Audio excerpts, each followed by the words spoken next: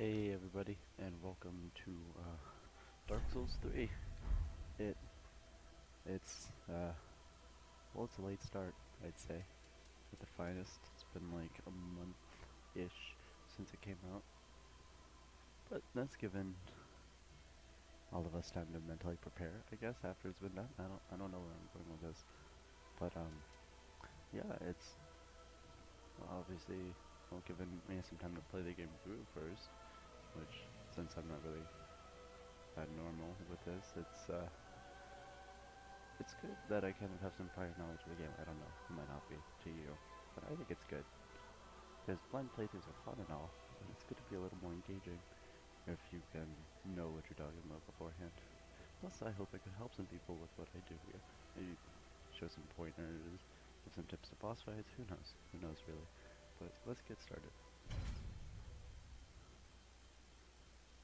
Yes, indeed. It is called Lothric, where the transitory lands of the Lords of Cinder converge.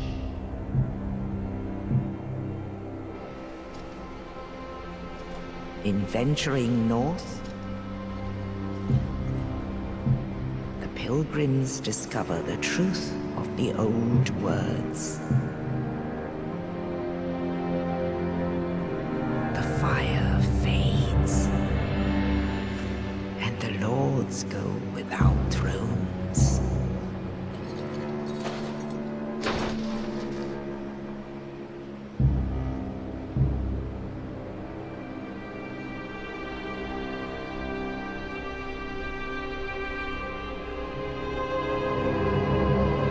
When the link of fire is threatened, the bell tolls,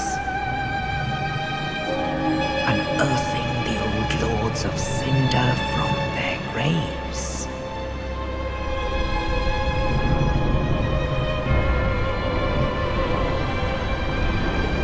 Aldrich, Saint of the Deep,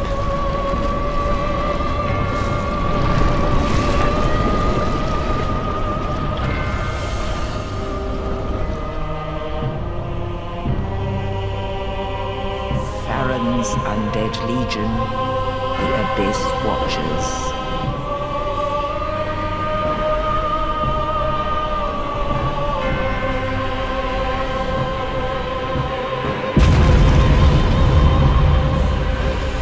And the reclusive lord of the profaned capital.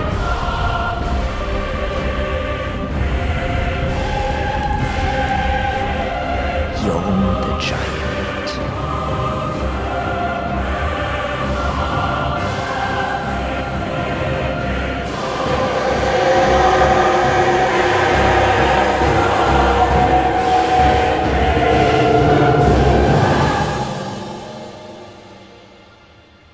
Only in truth,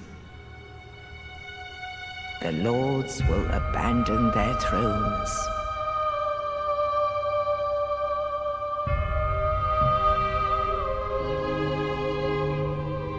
And the unkindled will rise.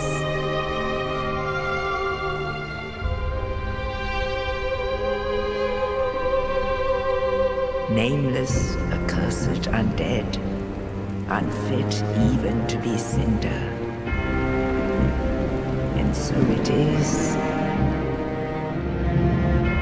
that ash seeketh embers.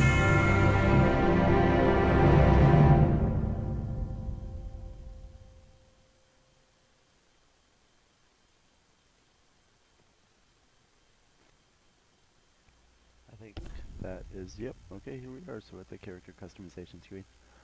Alright, so I've always, in my first couple playthroughs I did as a warrior in the night, I was thinking about going for more of a dexterity-based guy this time. I'm not sure what that implies though, maybe an assassin. He seems really high level though, which means like a lot.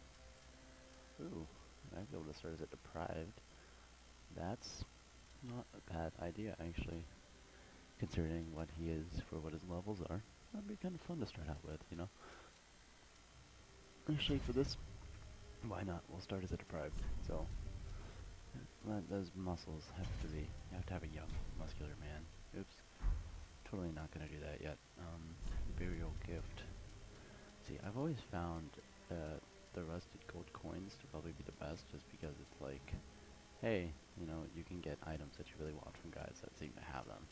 The young white branch is, I'm not sure if getting it here helps later on, but one of them helps later on, and it's kind of separate from the rest. It's got a different item description. They do that a couple times throughout the game, and it's kind of weird.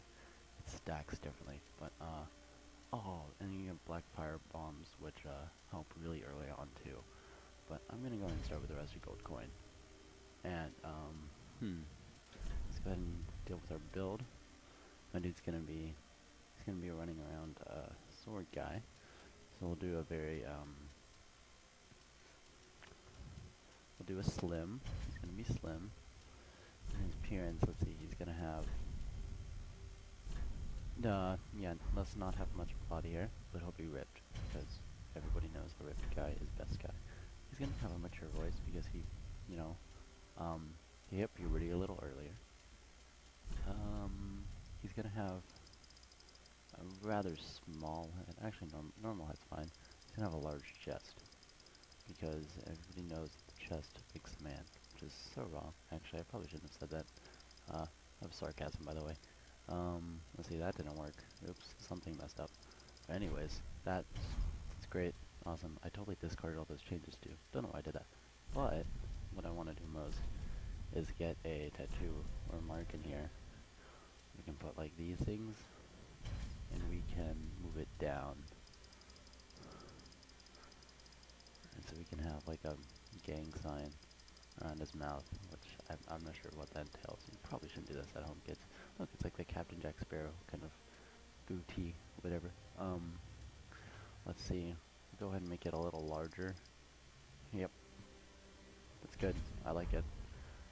And then we can change the color. We can make it like a blue, teal. Yep, or aquamarine. I'm not sure what you consider that. His hair color. Like, I like his hair as is. I'm not that against it, but we should have his hair. We should at least attempt for it to match the color of his little goatee thing down there, his mark, right? So he was marked when he was younger on the pirate ships of the Caribbean, and forever since then, he's had to live with his hair matching his mark. So he looks weird, he looks funky, but not necessarily bad. And then he's going to have dreads. Oh my gosh, no, I can't not do this. You do realize how amazing this is, right? Yep. He's gonna have a beard. Oh, no he's not, never mind. Covers up the mark. Ah, it sucks too. Oh well, we can change the pupils too. Let's change the color of the pupils. Let's make them, white. So discerning too. It looks like he's staring beyond your soul. Actually kinda cool. Alright, and so that'll be that. Wait. Oh, yep. It looks really, really weird. So, for a name, I was thinking we could go with, something, maybe, reminiscent of past games. So let's go with, let's go throw back to the first one. Let's be the, nah, that's too stupid of a name. Huh. This is like the worst part, right? So, I'm probably just gonna name it, we can just name it, I'll store it, because he was bros with, oops. He was bros with Solaire back at the time, right? Yeah. So, that'll be good on that. So his name, oops, mouse on the screen. So his name was, Voss of the Store, right? He woke up, and he pulled up a tree, and he cut it up with his fist. It's like choppy choppy. And now he begins. Oh, and the loading screens.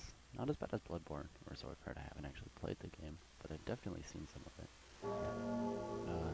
I played the first Dark Souls, like, to death, and then the second one, I kind of started it. I mean, I was quick to judge, which I hate to. Well, let's cutscene playthrough, actually. Wait, no, quiet. No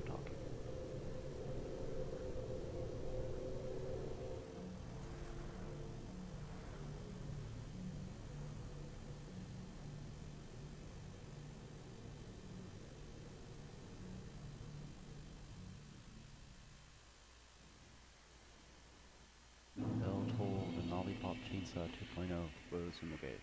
Alright, so we're here in the Cemetery of Ash. You can see this is the tutorial section. I mean, if you want in your own playthrough, you can read all of these. Pretty much got a general gist for the idea of the controls. Playing with an Xbox 360 well, Xbox One controller actually, but it's like the miniature version, so it feels kind of weird. This is not a bad weapon. I don't get it. It's definitely a good way to start the game. Deprived isn't as bad, especially in this game, because it seems like the cost for leveling up increases a lot, so you'll start having to pay a ton of souls every level up you have, which is not a fun thing. But so yeah, as I was saying before, I played Dark Souls 1 to death. There's your magic Estus Flascoops. The D-pad still is beyond me. But yeah, so they've got this little magic bar, and then pretty much just ripped right out of Demon Souls. But so wow, that was really bad. But so kind of lost my train of thought there. Oh, yeah, so that like whenever you have magic, you know, it's based on not how many capsules you have of it equipped. And so you don't have to fill up your attunement slot with like 4 different things of Soul Spear, but instead you just have a ton of magic. And oops, wow, that hurt. That hurt a lot. So let's get out of here, you purple. Purple, it's blue. Kind of makes sense. I've done some things like this. I should give a lot more credit to the people I've seen do this. Because this is hard. Like, commentating and playing is super hard. Especially if you lose focus, super quickly. That's what you're saying too if you don't pay attention to everything that's going on. You can die super quickly too if you just like... Okay, this is kind of funny. This is a visual attack from Bloodborne. Oops, wow, that was fast. That's Dark Souls. What's up? Yeah, this is not going to be an interesting playthrough. Normally I kill that guy on my first try, but yeah. So, hey, welcome to how this game is going to play out forever, pretty much. Of course, there's a part of this game where it starts to get good to die, because they start rewarding you. Yeah, I know you're probably yelling at me to block people, but it tends to not be that useful half the time, especially with a later fight in one of the hidden areas of the game that you can, well, access to special means because it's called Tutorial for a reason. But yeah, it's like you've got to fight this guy that is right up against the wall, and the camera screws up all the time, and it's so frustrating. Let's probably give myself up to full health, because this was not good last time. And so, whack at the tail, go kick. I haven't ever done just a kick in that game, because, like, I have it ever. Wow, that was useful. I'm gonna run around this way. Frustrating. Oh, man, that was bad. I haven't ever seen him, well, I can't say that, but I haven't seen him do those quick attacks that often when he rears back in his giant attacks. So this is what being deprived is like, huh? I mean, it's not really that bad. You got like the same, scratch that, you don't have the same amount of health as a knight does. So that time it would have been good. But actually, I would say. So, oh yeah, speaking of which, probably, ooh, that is good. So I guess this shield doesn't quite have parrying, but if I look at this, you can see there's skills down at the bottom. I'm pointing at it now, but you obviously can't see where I'm pointing. And so those skills mean that, well, it's like whatever you do when you press the power button with it two-handed. So with a shield, it's automatically, if you press the special attack with R2, LB, that's what I meant. If you press your LB, then you do your special attack for that. It takes up some of your magic, whatever, skill stuff. Or if I'm two-handing the club, and I kind of do like a Warcry little thing, and I think it temporarily boosts my damage output. Also, totally screws me over. But anyways, so yeah, you can use special weapon skills with each individual item. Some of them are different. Some of them are generally added a type to, which is like this. I think it's called stance, and it basically makes it so that you do special moves well in that stance. It's sort of like when they didn't actually put this on. I'm not gonna criticize them, but I think it's when they didn't bring that idea. And so they were just like, we'll just call them all the same thing, pretty much. Have it. Oops, this is not good. Right. Oh, wait, because that's gonna help against a lizard. Just kick it right there. It's totally how you kill lizards these days. Oh, that's not good. That's not good at all. Sweet. So that'll give us some time to heal. Now, wait, don't do that. Please don't do that.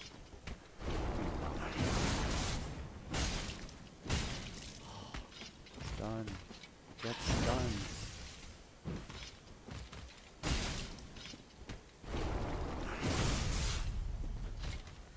I need to heal. That's not. Ooh.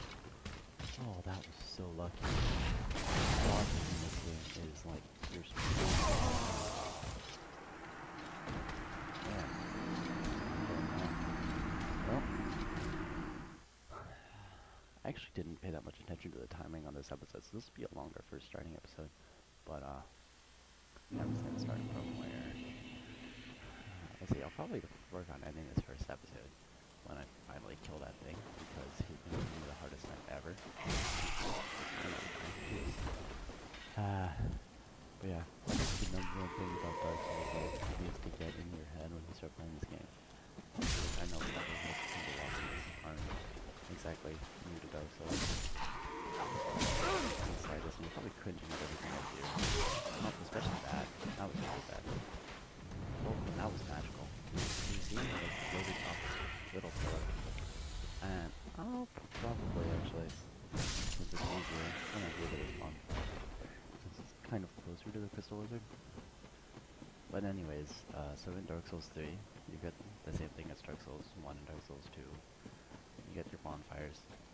There's a little bit more why I say the bonfires in this game too, which you'll see here shortly. You also get random, oh man, I'm trying to mention it. I completely forgot what they're called. Random gestures, there we are. For, like, stuff you do. There's random gestures sprinkled throughout the game that you can get really random ways, and you kind of have to know how to get them if you want to get them. So, yeah, I'll probably get most of those, I think. There's so much you can definitely, which we'll get to when that happens, I guess. For now, let's work on killing this freaking Crystal Lizard. It's been the bane of my existence.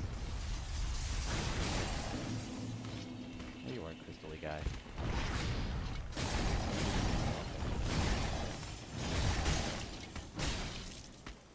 Just thank you. Oh my gosh. Okay, so that's how he telegraphs that. Okay, I didn't know that. That was something new to me. We kind of like something. Oh man, I need to get away and heal. Because that was probably not the best idea for that. There we go. So he kind of sidesteps and then decides, hey, I'll smack you. So he goes off to the side of it, like, sweet, okay.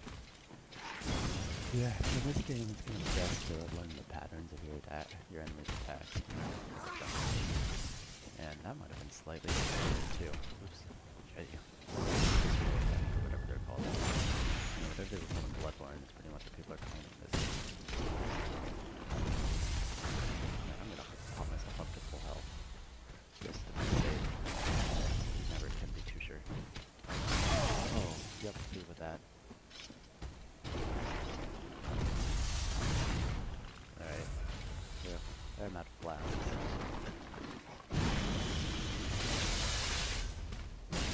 Oops. Alright. his little sidestep thing. It's so weird. I've never seen it before, too. Yeah. So lucky there. So lucky. Yeah, sometimes with this guy, it's easier to not be locked on. I swear. I will prevail though. There's a determination in me to finish this.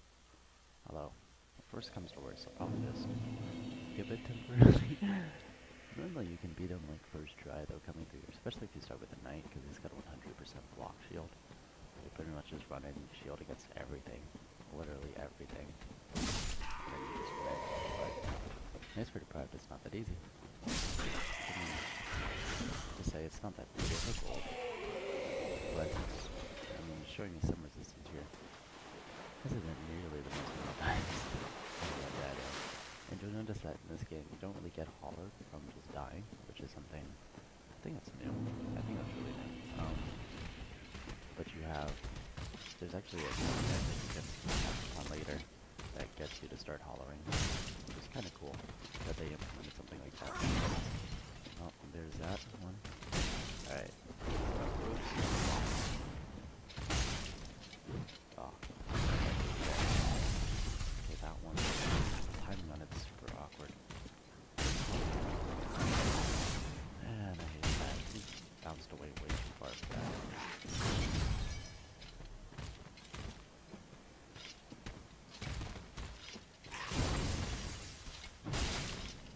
And I want to wait for him. I want to wait particularly. Okay, like that. I was gonna wait for the next visceral attack, but that's kind of a lot to ask for. And that was an odd decision thing. Oh well, so let's try to lure him back over. Get him more to a central area where I can get him really around his body. That's slightly better. Okay. My dodge. Oh,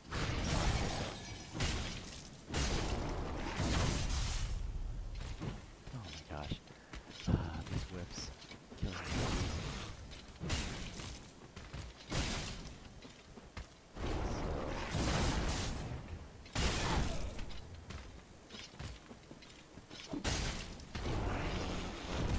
Darn, I can't get this visceral attack. Here is where I need it the most. So normally you can just beat him to death, but you don't do that much damage. This is my first time playing this fight, so it's an interesting new things to do. There we are. And that sort of, when I sort of walk up close to them, and you can execute your visceral attack by just attacking them. I might have that in the tutorial. I don't even know. I didn't know about it. Don't tend to check the tutorials in this game. If you're anything like me, you just need to find out by trial and error. Eventually, after it's done. Okay. Closely, I'm glad I did say that because I might just die here shortly. But oh, like something like that. Good chain or something. That'll do crystals up there.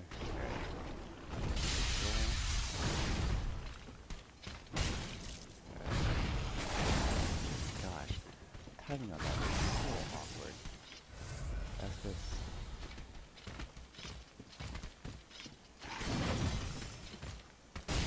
Alright. Let's get him. Poke. There we are. Ooh. And that gets you a Titanite skill. Which is, I think it's kind of like the Demon Titanite for this game. Which is pretty much like all boss weapons and stuff.